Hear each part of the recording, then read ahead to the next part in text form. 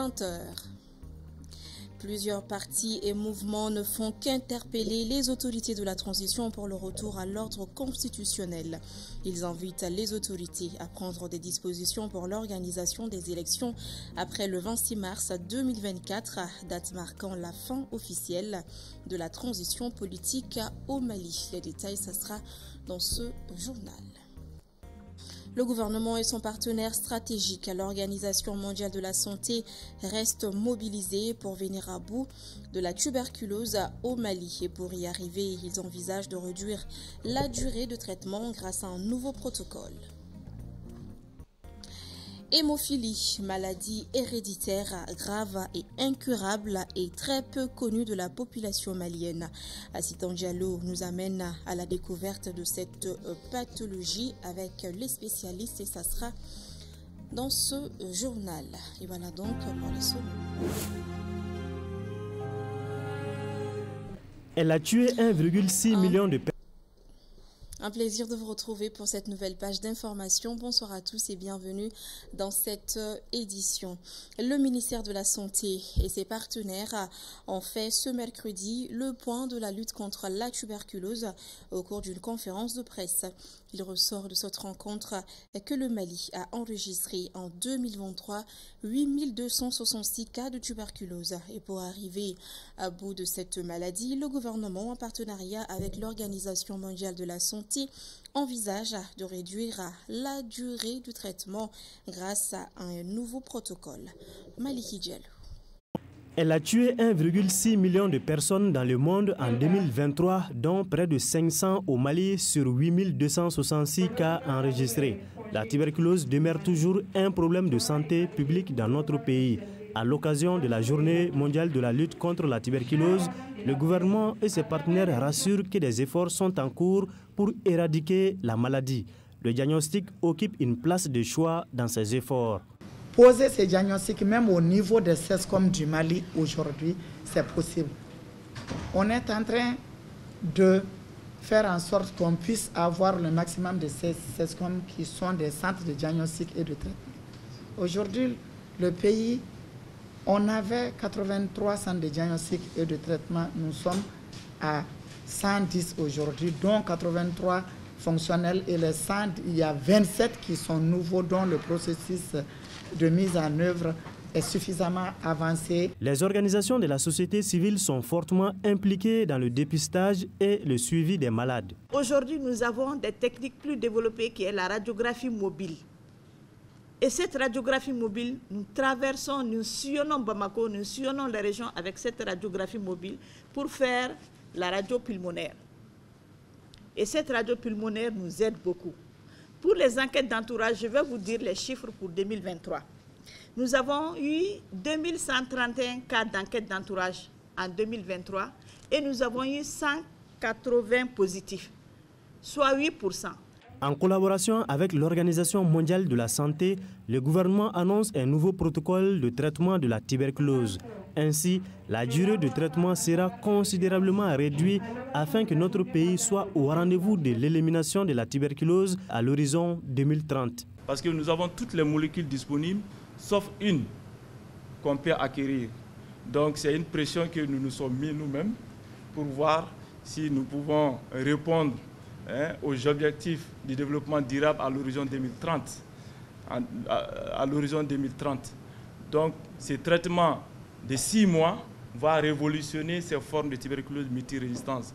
Parce qu'il y a une crainte, même si nous arrivons à éradiquer, que va devenir les malades atteints de tuberculose multirésistante ou ultra-résistante. Parce que ultra-résistant, le traitement dure encore plus. La prise en charge de la tuberculose est totalement gratuite et les malades bénéficient d'un accompagnement social.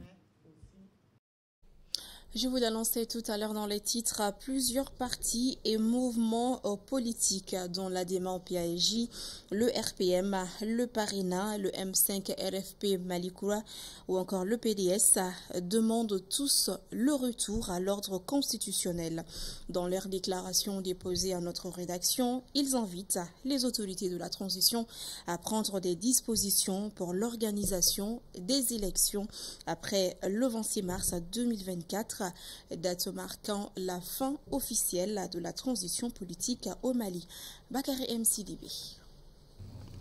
Depuis l'annonce du léger report des élections pour des raisons techniques par les autorités de la transition en septembre 2023, les partis politiques disent être dans l'attente de l'annonce d'un nouveau chronogramme électoral pour sortir de la transition.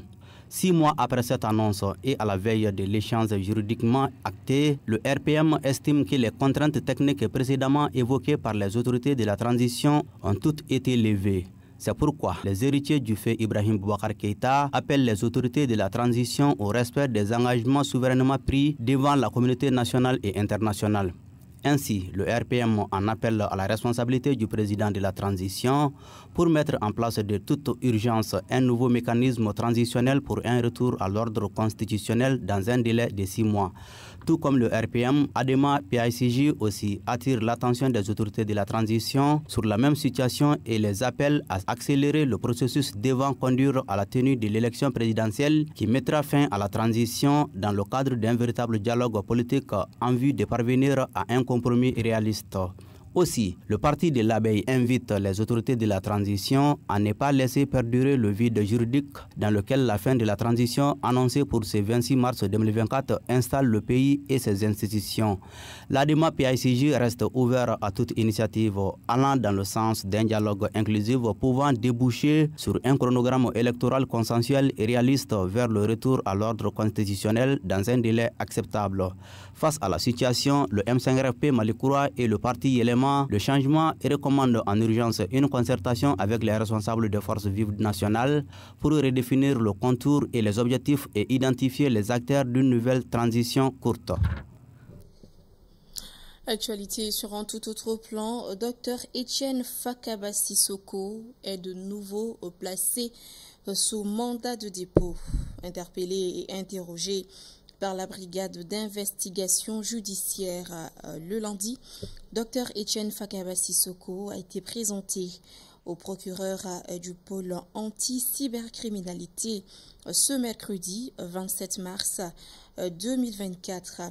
Ce dernier l'a placé sous mandat de dépôt pour atteinte au crédit de l'État, injures, propos et nouvelles fausses mensongèrement attribuées à des tierces, faites de mauvaise foi de nature à troubler la paix publique. Son jugement est prévu pour le lundi 6 mai 2024. Le 22 mars de chaque année est célébrée la Journée internationale de l'eau. Et à l'instar des autres pays du monde, le Mali a célébré cette journée sous le thème « L'eau pour la paix ». Et c'est dans cette optique que l'ONG Alphalog et son partenaire WaterAid ont organisé une journée d'information et de sensibilisation des communautés sur l'importance de l'eau dans la restauration de la paix. C'était le vendredi dernier à Negena, dans la commune de Touna, cercle de Bla. Le point avec Mamadou Lamine Sogoba, notre correspondant à Ségou. Comme à son habitude, le mouvement Maliko Kouroua de Salimata Kabadjakte reste aux côtés des plus démunis, surtout pendant les moments.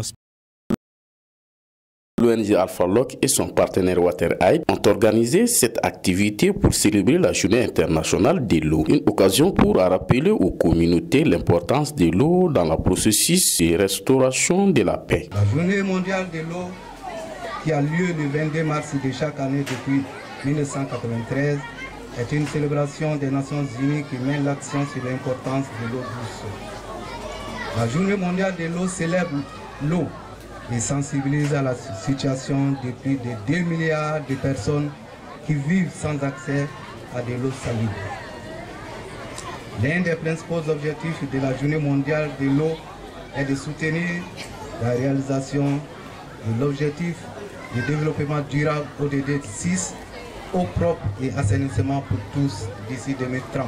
Faire du système eau, hygiène et assainissement une priorité du secteur de la santé reste l'objectif principal de WaterAid. C'est pourquoi en 2020, il a initié BCA Blue, un projet à travers lequel il a initié le paquet minimum WASH dans 14 centres de santé du district sanitaire de Bla. Nous célébrons aujourd'hui la Journée mondiale de l'eau, dont l'objectif est d'attirer l'attention des décideurs sur l'importance de l'eau et de plaider en faveur d'une gestion durable des ressources en eau. De sensibiliser les leaders et la communauté sur l'importance de l'accès à l'eau comme facteur de paix et de prévention des conflits dans les communautés. Pour assurer un accès durable, équitable aux services d'eau et une bonne gestion des ressources en eau dans un contexte de changement climatique, de renforcer l'appel de la communauté internationale, nationale et locale pour faire comprendre le lien entre l'accès à l'eau et la paix. La journée a pris fin par la visite des bornes fontaines et des puits, enfin voir les conditions d'exploitation.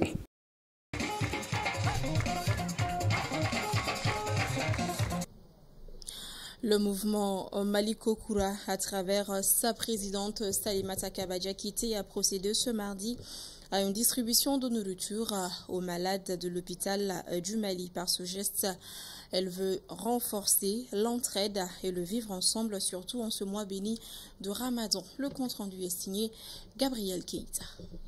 Comme à son habitude, le mouvement Maliko Koura de Salimata Kabadjakite reste aux côtés des plus démunis, surtout pendant les moments spéciaux. C'est pourquoi, en ce mois béni du Ramadan, un mois de partage et d'entraide, elle vient de procéder à une distribution de nourriture aux patients de l'hôpital du Mali pour la rupture de jeûne. Il s'agit pour elle de les soutenir en ces moments difficiles de la vie. Comme à nos habitudes, nous essayons toujours de venir en aide aux personnes qui sont dans les situations difficiles. En ce mois béni du Ramadan, nous pensons que les gens ont besoin d'aide. Parce que le mois de Ramadan, c'est un mois sacré, c'est un mois béni, c'est un mois de partage. C'est pour ça qu'on a voulu partager avec nos malades et leur montrer qu'on ne les a pas oubliés, qu'on pense à eux, on les souhaite meilleure santé. Donc cette initiative n'a pas été concoctée dans un but de, je sais pas, de donner de nourriture aux gens ou bien de dire que les gens ont fait. Non, c'est juste pour montrer cette bonté, cette perspective pour que les pays puissent vraiment avoir un avenir meilleur, pour que les personnes qui ont les moyens nécessaires, qui ont vraiment les conditions nécessaires de pouvoir vraiment emprunter les chemins de notre patronne, Mme Traoré Salimata Kaba. Le chef de service social de l'hôpital du Mali salue l'initiative qui n'est pas une première pour le mouvement Maliko Koura. Il a aussi exhorté d'autres personnes de bonne volonté à imiter l'initiative. Vous savez, c'est le mois béni. Si on a des gens, des braves femmes comme Mme Jakite qui font des gestes de ce genre, ça a salué. Bon, j'invite tout le monde à faire comme Mme Traoré Salimata Kaba, mouvement Maliko Koura. Ce n'est pas leur première fois. Ils sont à leur deuxième ou troisième fois, si je ne me trompe pas. J'incite les autres à faire la même chose pour l'hôpital du Mali, ainsi que les autres hôpitaux. Après l'hôpital du Mali, le mouvement Maliko Koura va mener d'autres activités pour aider les personnes en situation de précarité. Avez-vous entendu parler de l'hémophilie ? Une maladie héréditaire grave qui s'est traduite par une impossibilité pour le sang de coaguler. Des contusions larges ou profondes, des gonflements et douleurs articulaires, des saignements inexpliqués, tels sont entre autres les symptômes de cette pathologie. Une maladie qui touche plusieurs milliers de personnes au Mali et qui peut conduire à de lourdes conséquences, voire à la mort. Dans ce reportage, nous allons parler de l'hémophilie, de ses causes, de la vie des malades et de sa prise en charge. Et c'est un reportage signé Assitan Diallo. Âgé de 17 ans, Alidji Karambé fait la 9e année. Comme les adolescents de son âge, il est plein de vie et d'ambition. Mais Alidji est différent, car atteint depuis sa naissance d'une maladie appelée hémophilie. Un mal qui l'empêche de vivre pleinement sa vie d'adolescent. La douleur, ça fait très mal. Quand je me pointe le genou, par exemple au mur, ou quand je tombe, mes genoux commencent à se gonfler. Et puis je saigne aussi. Avant, c'était plus dur parce que dans mon école, des gens imitaient la marche dont je faisais. Donc ça me faisait plus en plus mal. J'avais même l'intention de laisser l'école pour ça. Alidji souffre d'hémophilie sévère, et cela à cause du diagnostic tardif de la maladie. Un retard qui s'explique par la méconnaissance à l'époque de la maladie.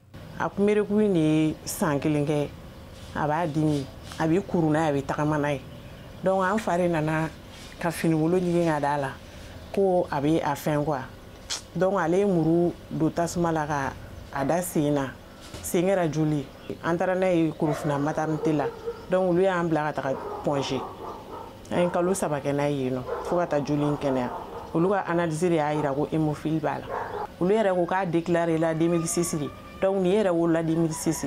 D'où l'importance du diagnostic précoce et de la sensibilisation. Malheureusement, l'hémophilie reste encore méconnue par la population malienne en général.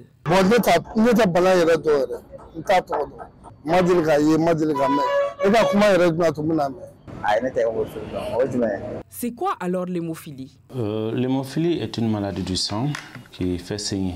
Les malades qui en souffrent, ils ont des difficultés à coaguler leur sang qu'il y a une blessure. Alors cela est une maladie due à une anomalie qui est transmise des parents à leur descendance pour la plupart des cas. Deux types d'hémophilie, l'hémophilie A et l'hémophilie B. Pour le moment, il n'y a pas de traitement qui peut éradiquer totalement la cause de la maladie. Mais par contre, on peut faire des traitements qui peuvent améliorer le quotidien des malades. Selon la Fédération mondiale de l'hémophilie, près de 3800 personnes seraient atteintes d'hémophilie au Mali.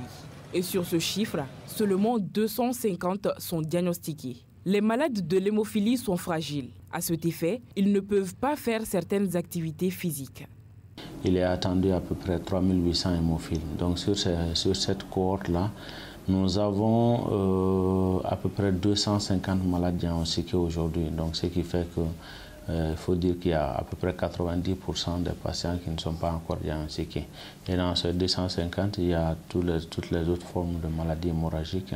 Quand on joue ensemble, que ce soit au foot ou aux cartes, on essaie de ne pas les toucher fort ou qu'il y ait des contacts entre nous qui pourraient les blesser.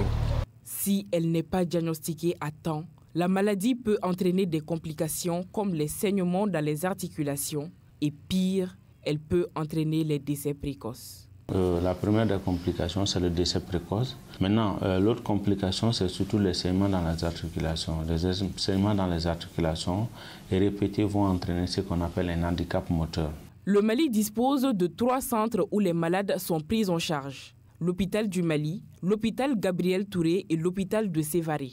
Depuis 2012, il existe aussi au Mali l'Association malienne de lutte contre l'hémophilie et les autres coagulopathies, une association qui œuvre en faveur des malades en mettant entre autres des actions de sensibilisation, en veillant à la disponibilité des facteurs et à la prise en charge des malades. Les actions que nous menons, la sensibilisation en général, faire en sorte que les produits anti-hémophiliques soient disponibles partout, que la prise en charge soit assurée et gratuite, faire connaître davantage l'hémophilie. C'est la vie. Je vis différemment des autres. La prévention vaut mieux que la guérison. Cette citation du célèbre médecin et chercheur Louis Pasteur nous rappelle l'importance cruciale de la prévention dans la lutte contre les maladies, y compris l'hémophilie. En investissant dans la sensibilisation, la recherche et l'accès aux soins, nous pouvons contribuer à améliorer la qualité de vie des personnes atteintes d'hémophilie et à réduire l'impact de la maladie sur la société. Et nous refermons cette édition par cette triste nouvelle. La presse malienne est en deuil suite au décès le mardi 26 mars 2024 du doyen Amaïgiré Ogobaradolo, ancien correspondant de l'ORTM à Ségou.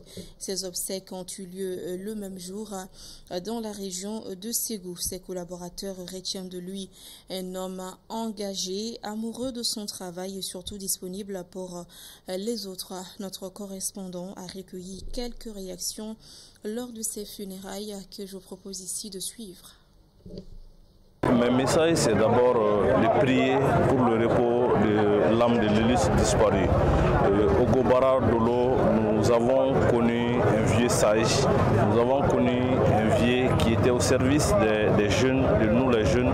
Nous avons connu un vieux rempli d'humour et d'humilité. Il était toujours, quand on le rencontrait, c'était vraiment des amis amusement, on causait, il nous donnait des conseils. Donc je prie vraiment afin que l'Éternel l'accorde le repos éternel et pour qu'un jour nous puissions également bénéficier de tout ce qu'il a laissé comme héritage, parce qu'il nous a appris à être humble, il nous a appris surtout à travailler selon les règles de l'art journalistique. Donc une fois de plus, j'ai prié pour le repos éternel de son âme. Grande perte pour la presse malienne, particulièrement la presse de Ségou. Tonton Obara Dolo a consacré sa vie à donner le meilleur de lui-même, à informer, à sensibiliser la communauté de Ségou. Il a inspiré aussi beaucoup de la nouvelle génération. C'est grâce à lui que beaucoup d'entre nous ont embrassé ce métier qui est la communication. Et Obara Dolo a consacré durant toute sa vie à servir Ségou. Et je retiens de lui un homme humble, travailleur, un homme au service de ses frères, de ses sœurs, de ses petits-fils, à savoir la nouvelle génération qui est actuellement dans le domaine de la communication.